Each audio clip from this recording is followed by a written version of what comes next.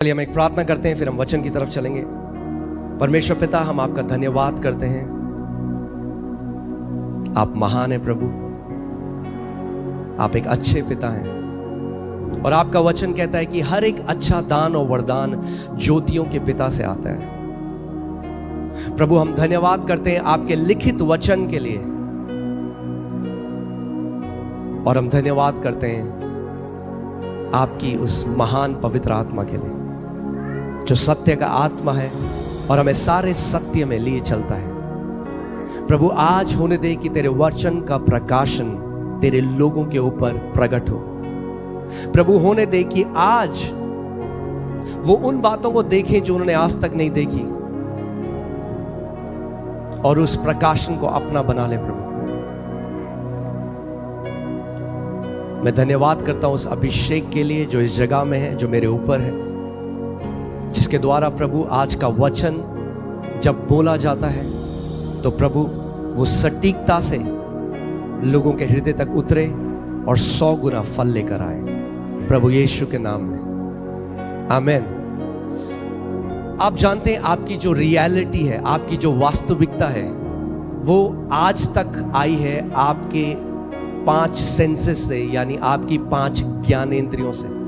जो कुछ भी आपकी रियलिटी है, आपकी वास्तविकता है, जो कुछ भी आप रियलिटी सोचते हैं, जैसा चाहे आप दुनिया को देखते हैं, अपने आप को देखते हैं, जो कुछ भी वो रियलिटी है, वास्तविकता है आपकी, वो आई आपके ज्ञानेंद्रियों से। जो आप देख सकते थे, जो आप सुन सकते थे, जो आप महसूस कर सकते थे, जो आप टेस्ट कर सकते थे, इसकी वजह से हमारी रियलिटी आई है।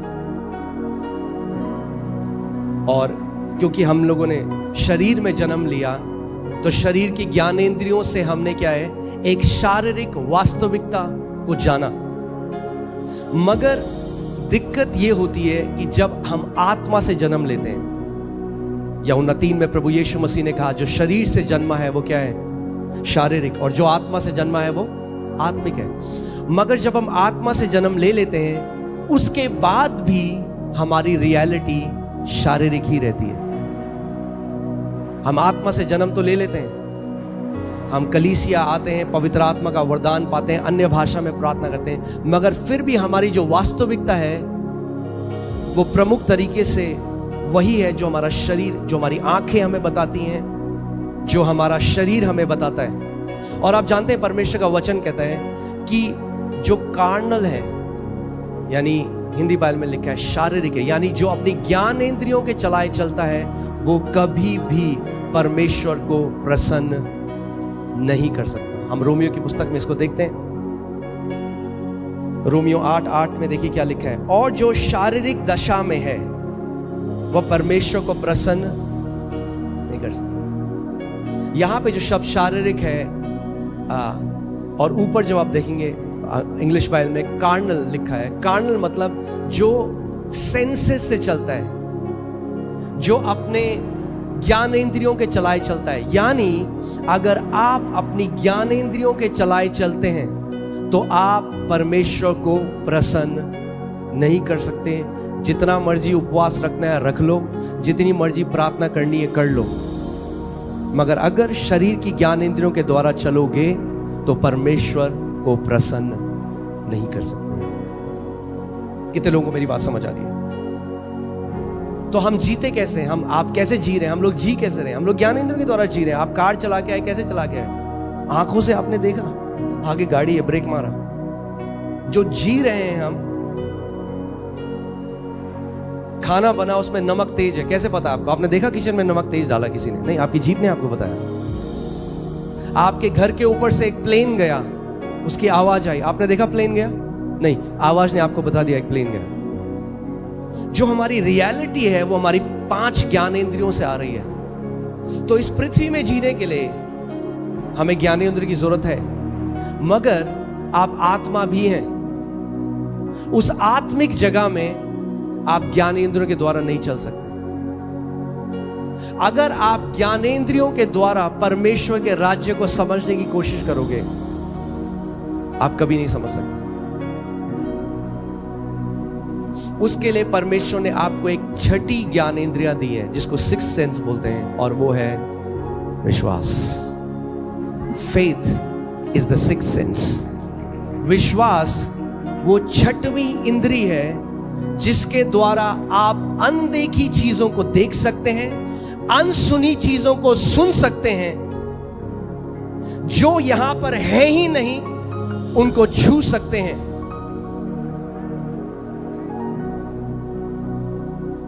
बाइबल क्या कहती है? इब्रानी 11, विश्वास अनदेखी वस्तुओं का निश्चय है। सो विश्वास क्या है? विश्वास एक सिक्स्थ सेंस है, वो आत्मा का सेंस है, आपका आत्मा की ज्ञानेंद्रिय है। क्योंकि विश्वास कैसे आता है? याद है आपको? परमेश्वर ने हमें क्या दिया है? विश्वास का आत्मा। विश्वास शारीरिक नहीं है, विश्वास आत्मिक है, आत्मा से आता है।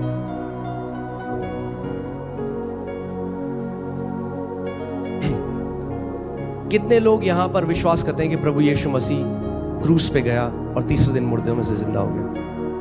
ओके, कितने लोगों ने देखा उसको जाते हुए क्रूस में? नहीं देखा। कितने लोग यहां मानते हैं कि उनका नाम जीवन की पुस्तक में लिखा गया? अपना हाथ को दिखाते हैं। क्या पढ़ा है आपने अपना नाम जीवन की पुस्तक? आप समझ रहे हैं मैं क्या कह रहा हूं? हमारा उद्धार भी विश्वास, जो ज्ञान जो आपने नहीं देखा उस पर विश्वास करके हुआ।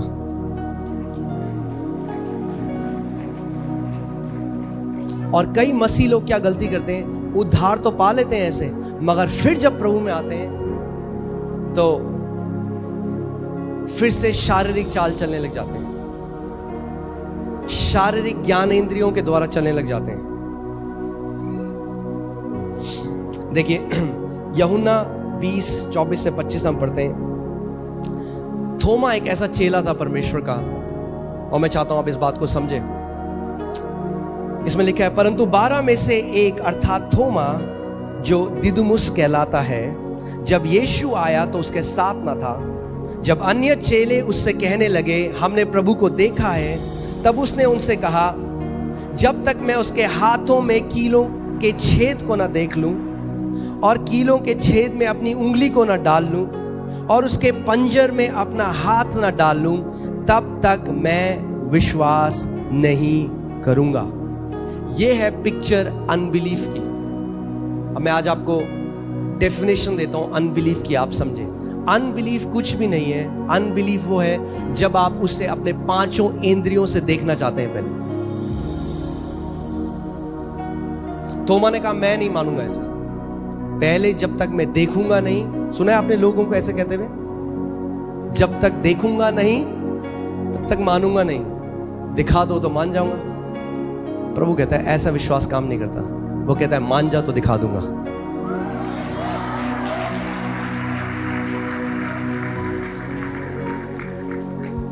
विश्वास, फेथ कैन ट्रांसेंड टाइम। विश्वास जो है, ये जो आपकी ज्ञानेंद्रिय, ये समय में पीछे जा सकता है। समय में पीछे जाता है आपका विश्वास, और आपके अंदर उस निश्चय को लेके आता है कि प्रभु यीशु मसीह क्रूस पे गया। समय में पीछे जाता है। अनदेखी वस्तुओं का वो प्रमाण है। आपको प्रमाण देता है कि प्रभु यीशु मसीह क्रूस में गया। आपको प्रमाण देता है कि वो तीसरे दिन मुर्दों में से जी उठा। आपको प्रमाण देता है। सो परमेश्वर का वचन हमें एक कहानी बताता है, नंबर्स गिनती की किताब 13 में, और बाइबल बताती है कि परमेश्वर ने पहले से इजरायलियों को कहा कि मैंने तुम्हें कनान का वो देश दे दिया है, मैं दे चुका हूं। ध्यान से सुनिएगा इस बात को। इसीलिए परमेश्वर की वास्तविकता और हमारी वास्तविकता अलग है। और अगर आप चाहते हैं कि आपके साथ वो हो जो परमेश्वर चाहता है, तो अपनी वास्तविकता को परमेश्वर की वास्तविकता के अधीन ले आइए।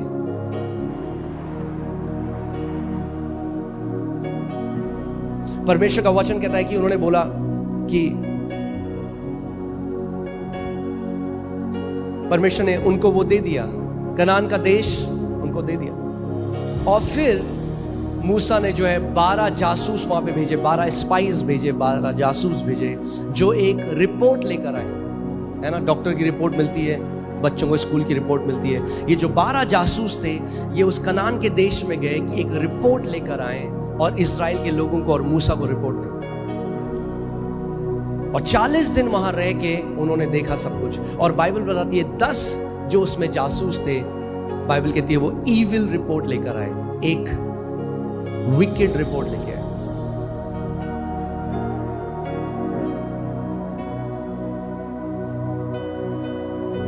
और परमेश्वर उनसे नाखुश हो। अब जो रिपोर्ट वो लेकर आए उसमें कोई गाली गलौच नहीं था, उसमें कोई गंदी बात नहीं थी। फिर परमेश्वर उसको ईविल रिपोर्ट क्यों कह रहा है, या हिंदी में क्या बोलेंगे इसको, दुष्ट, एक दुष्ट रिपोर्ट लेके आए। तो नकारात्मक नहीं, वो दुष्ट है।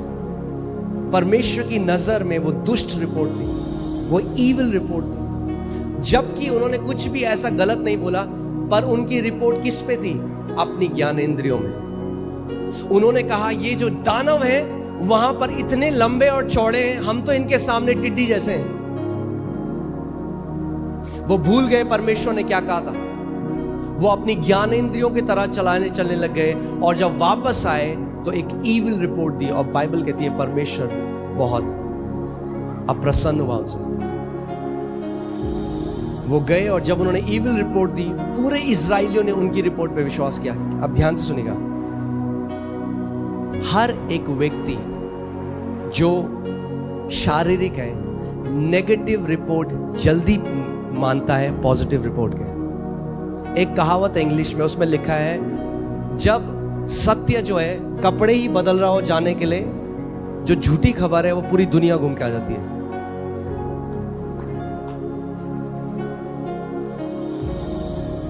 आप किसी को परमेश्वर का सत्य बताएंगे नहीं मानेगा। आप कोई नेगेटिव न्यूज दो, पूरी फैल जाएगी, हर जगह, सब जगह फैल जाएगी। क्योंकि हम किस पे मानते हैं, अपनी ज्ञानेंद्रियों की रिपोर्ट पे। मगर परमेश्वर कह रहा है, इसीलिए यशाया की पुस्तक में उसने कहा किसने, who has believed our report. अरे हमारी रिपोर्ट कौन मानता है? क्योंकि जो हमारी रिपोर्ट मानता है, परमेश्वर का वचन कहता है मेरा भुजबल उसके जीवन में प्रकट होता है। यानी अगर आप चाहते हो कि परमेश्वर का भुजबल, उसकी सामर्थ आपके जीवन में प्रकट हो, आपको जो परमेश्वर का वचन कहता है वो मानना पड़ेगा अपनी ज्ञानेंद्रियों से ऊपर।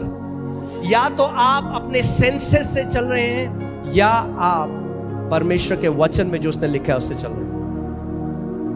और वहीं पे 2 और जासूस थे। जब वो आए तो बाइबल बताती है उन्होंने एक अच्छी रिपोर्ट दी। और उनकी रिपोर्ट क्या थी? उन्होंने कहा अरे ये क्या है ये दानव, हम यूं जाकर अभी उस जगह को ले लेंगे, क्योंकि परमेश्वर ने हमें पहले से वो दे दिया है। परमेश्वर दे चुका है, परमेश्वर दे चुका है। परमेश्वर को देने की जरूरत नहीं है, हमें लेने की जरूरत है। परमेश्वर अपनी वास्तविकता में आपको चंगा कर चुका है। अगर अब आप प्रार्थना करें प्रभु मुझे चंगा कब करेगा, तो आप ज्ञानेंद्रियों की तरह चलाए चल रहे हैं। और वैसा अविश्वास परमेश्वर को प्रसन्न नहीं करता। 2 कुरिन्थियों 5:7 में लिखा है क्योंकि हम आंखों देखी बातों पर नहीं बल्कि विश्वास पर चलते हैं। आप जानते हैं विश्वास का सबसे बड़ा जो दुश्मन है वो आपके 5 सेंसेस है, आपकी 5 ज्ञानेंद्रियां हैं। किसी का शरीर है, उसमें एक ग्रोथ हो गई, डॉक्टर ने कहा कैंसरस है। उसने वचन पढ़ा यशाया 53:5 और उसमें लिखा है उसके कोड़े खाने से हम चंगे हो चुके हैं। ना वो मुंह से तो बोलते हैं कलीसिया में आके, मगर क्या है, एक लड़ाई है ज्ञानेंद्रियों में और विश्वास के बीच में। और जिसकी बात को वो मानेंगे वही जीतेगा। वैसे ही जैसे इजरायलियों ने 10 जो जासूस थे उनकी खबर मानी। अगर आप आज यहां पर आए हैं और डॉक्टर ने आपको एक नेगेटिव रिपोर्ट दी है, एक लड़ाई है 2 रिपोर्टों के बीच में, एक लड़ाई है। डॉक्टर की रिपोर्ट जो कहती है आपके पास कुछ ही महीने हैं जिंदा रहने के लिए, और परमेश्वर की रिपोर्ट जो कहता है उसने कोड़े खाए और उसके कोड़े खाने के द्वारा तुम चंगे हो चुके हो। और ये दोनों रिपोर्टें विपरीत हैं। एक दूसरे के बिल्कुल उल्टी बातें बोलती हैं। डॉक्टर की रिपोर्ट जो कह रही है वो झूठ नहीं बोल रहा, उसने चेक किया आपका ब्लड, माइक्रोस्कोप के अंदर देखा उसको, मगर वो रिपोर्ट कैसे आई? ज्ञान इंद्रियों के द्वारा। मगर इस आयाम में ऊपर एक आयाम है जो यहां को चीजों को बदल सकता है, और वहां के आयाम की एक रिपोर्ट कहती है कि जब तू पैदा भी नहीं हुआ था तो मैंने तेरे लिए कोड़े खाए, ताकि मेरे कोड़े खाने के द्वारा तू चंगा हो गया है। अब प्रभु कहता है तेरे ऊपर है, तू किस बात पे विश्वास करेगा? जो तेरी ज्ञानेंद्रियां तेरे को कहती हैं, दिल्ली का बेस्ट डॉक्टर कहता है, या मेरा वचन जो तेरे को कहता है? हर समय हमारे पास एक चॉइस है, निर्णय करना है कि हम शारीरिक जो हमारी आंखों ने देखा, जो कानों ने सुना, क्या हम उस पर विश्वास करेंगे, या जो परमेश्वर के वचन बोलता है उस पर विश्वास करेंगे? इसीलिए बाइबल कहती है शरीर पर मन लगाना मृत्यु को लेकर आता है।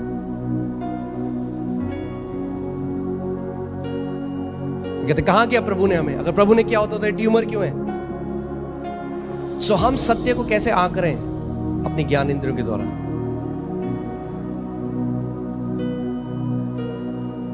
हम कह रहे हैं जब वो ट्यूमर चला जाएगा तब मैं मानूंगा मैं चंगा हो गया।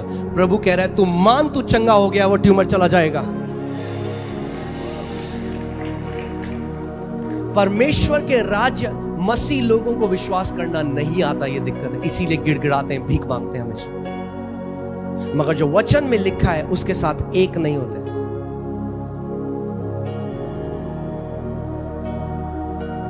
उसका वचन कहता है believe and you will see the glory of God. मान ले, प्रतीति कर ले जो मैं कहता हूं, और तू मेरी महिमा को देखेगा। आप जानते हैं जो पुराने नियम में कनान का देश था, लैंड था, प्रॉमिस लैंड था, जिसको बोलते हैं वाचा का जो भूमि थी, जो लैंड था, प्रॉमिस लैंड, वो नए नियम में प्रतिज्ञाएं, प्रॉमिसेस हैं। और जैसे वहां पर दानव खड़े थे जो उनको चैलेंज करते थे कि तुम नहीं ले सकते इसको, आज जो परमेश्वर ने प्रतिज्ञाएं करी हैं, दानव खड़े हैं। आपकी ज्ञान इंद्रियों को यूज करता है शैतान। आप कलीसिया में आते हो, कहते प्रभु तेरे कोड़े खाने से मैं चंगा हो गया, फिर आप घर जाते वो दर्द हुआ, आपकी ज्ञान इंद्रिय बोला कहां हुआ तो चंगा होता, तो दर्द क्यों होता? उस टाइम में परमेश्वर कहता है अडिग रहे विश्वास में, अपने मुंह के अंगीकार को बदल मत।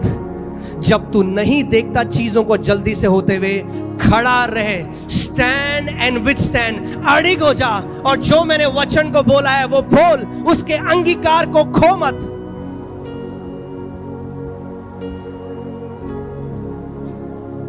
कितने मसीह लोग आप जानते हैं उनको क्या चाहिए? वो जादू चाह रहे हैं, जादू। राज्य में कोई जादू नहीं है, आबराकडाबरा नहीं करता परमेश्वर से। बाइबल बताती है इब्रानी 6:12 में कि विश्वास और पेशेंस के द्वारा, by faith and patience they inherited the promise. अगर आप परमेश्वर की प्रतिज्ञाओं को पकड़ना चाहते हैं तो विश्वास और पेशेंस, धीरज, विश्वास और धीरज, यानी जब आपने किसी बात को मान लिया कि परमेश्वर का जो वचन कहता है, अब खड़े हो जाओ। जब तक वो प्रकट ना हो अपने मुंह के अंगीकार को बदलो मत। जब मैं विश्वास से उसके साथ एक हो जाता हूं तो हल्की हल्की वो मेरे जीवन में प्रकट होने लग जाती है। और कितने मसीह ऐसे हैं जो परमेश्वर के राज्य में तो आ गए, मगर उनकी वास्तविकता आज भी डिफाइंड है उनके सेंसेस के द्वारा।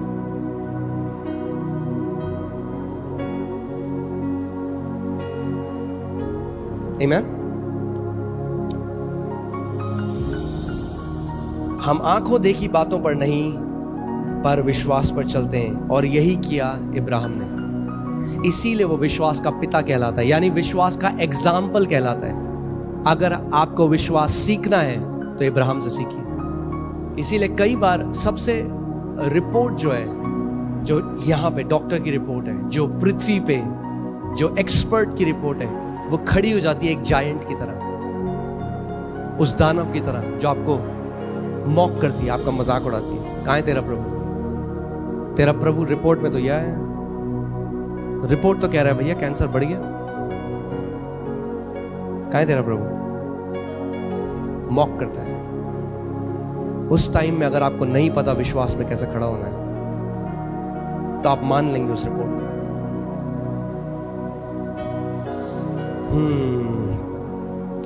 अब्राहम ने क्या किया? अब्राहम ने विश्वास को अपनी ज्ञान इंद्रियों के ऊपर रखा, इसीलिए विश्वास का पिता कहलाता है, इसीलिए हमारा उदाहरण बन गया।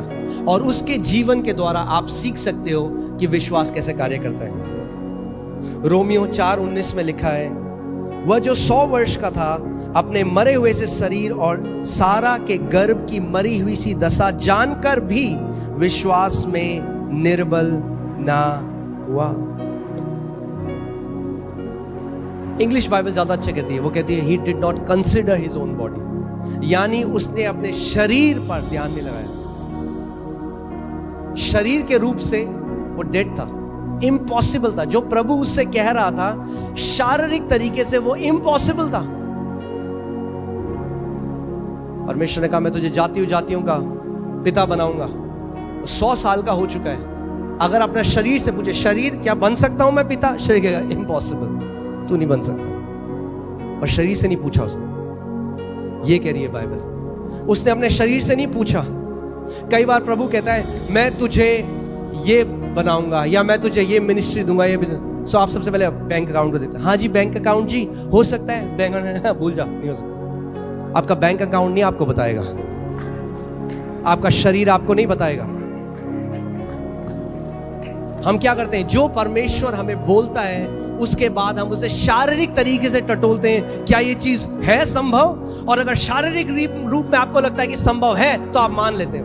मगर परमेश्वर चाहता है कि जो उसने आपको बोला है आप अपनी ज्ञानेंद्रियों के ऊपर उसको रखें और उसको मान लें। तो आज मैं आपको रोमियो 4:20 लगाइए। अब्राहम एक तरीके से विश्वास में बलवंत हो गया, और आप और मैं भी हो सकते हैं। और ना अविश्वासी होकर परमेश्वर की प्रतिज्ञा पर संदेह किया। बाइबल, इंग्लिश बाइबल कहती है he did not become weak in faith consider, यानी वो बाइबल कहती है कि वो विश्वास में कमजोर ना पड़ा अपने शारीरिक दशा को देखकर। आप कलीसिया आए, आपने कहा आज प्रभु मुझे चंगा करें, आपके लिए प्रतिज्ञा हुई, एक वचन निकला, आपने उसको ग्रहण किया, आप घर गए, खुश हो गए, मैं चंगा हो गया हूं प्रभु। आप घर गए, फिर से दर्द आया, और आप उस प्रतिज्ञा पे संदेह करने लगे। आपने कहा शायद प्रभु ने नहीं किया, शायद उस टाइम हो सकता है कि उस टाइम, लोग कहते हैं उस टाइम हमें आराम लगा था।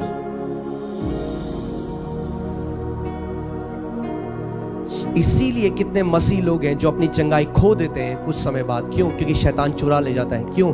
क्योंकि ज्ञानेंद्रियों के द्वारा डाउट डालता है उनके अंदर, संदेह डालता है, अरे तुझे चंगा करा ही नहीं प्रभु ने, और वो अपने मुंह से उस बात को बोल देते हैं।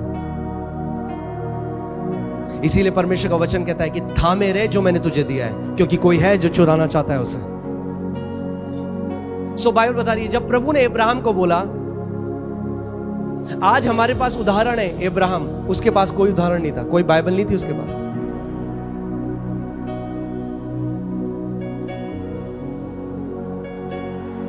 प्रभु ने कहा मैं तुझे जातियों का पिता बनाऊंगा। उसने क्या किया? बाइबल बताती है वो विश्वास में कमजोर ना पड़ा, और उसने परमेश्वर की प्रतिज्ञा पे संदेह नहीं किया, पर विश्वास में दृढ़ होकर परमेश्वर की महिमा करी।